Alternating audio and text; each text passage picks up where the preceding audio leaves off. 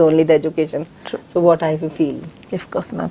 तो आप जिस तरह से बता रहे एजुकेशन के बारे में, पढ़ाई के बारे में, ब्यूटी में शायद जितना भी पढ़ाई करे शायद वो कम है, क्योंकि नए नए एडवांस टेक्निक्स आए हैं।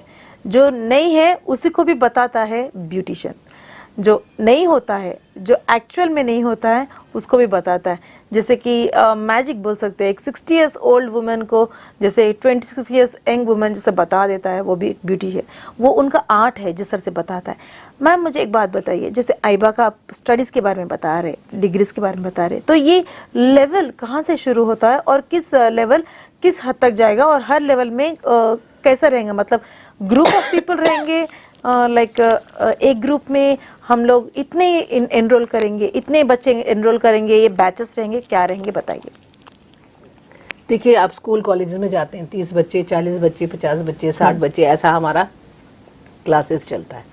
हमारी चूंकि हमारा स्किल है, अब मान लीजिए कोई एक 8 चेयर्स का सैलून है, तो 8 चेयर्स में 8 बच्चों से ज्यादा तो एनरोल नहीं कर सकता। सही है। अब कोई अगर अकेडमी है, बड़ा सैलून है जिसके पास 40 कुर्सियां हैं और लैब भी है, थ्योरी रूम भी है, प्रैक्टिकल रूम है, तो 40 बच्चों का बैच शुरू कर सकता है। किसी के पास और ज्यादा है तो 60 बच्चों का बैच शुरू कर सकता है। डिपेंड करता है उसके इंफ्रास्ट्रक्चर के ऊपर। ओके।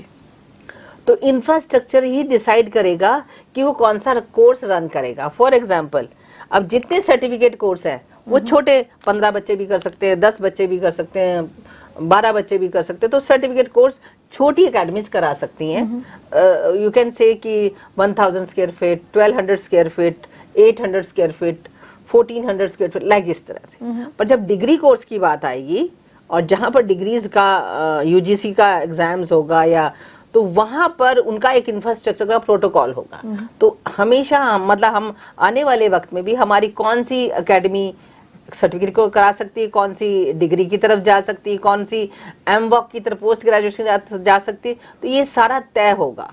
तो ये उनके इंफ्रास्ट्रक्चर प्लस उनकी पर्सनल क्वालिफिकेशन, अब वो कितने क्वालिफाइड हैं, क्या उन्होंने टीचर ट्रेनिंग किया हुआ है, क्या उनके पास मास्टर ट्रेनिंग है, क्या उनको जूरी सर्टिफिकेट्स हैं उनके पास, क्या उनको जूरी करना आता है। आप अगर मेकअप को जूरी नहीं कर सकते तो आप मेकअप को सिखा कैसे सकते हैं? देखिए, सिर्फ एक टीचर है वो बच्चों में कमियां निकालता है, बच्चों को पढ़ाता है, उसके बाद बच्चों का एग्जाम भी लेता है और एग्जाम में उन बच्चों को सर्टिफाई भी करता है। ठीक उसी तरह से एक हमारे यहाँ हमारी स्किल उसमें इंडस्ट्री में हम कॉम्पिटिशन्स करते हैं। उस कॉम्पिटिशन में मान लीजिए कि 100 ब्राइडल्स खड़ी हैं, उस 100 में से आपने 10 को सेलेक्ट कर लिया, वो 10 टॉप की हैं। उस 10 में से 1 2 3 आप कैसे करेंगे? तो वो भी एक अलग एजुकेशन है। तो एक ज्यूरी एजुकेशन होती है, वो भी आइबा कराता है।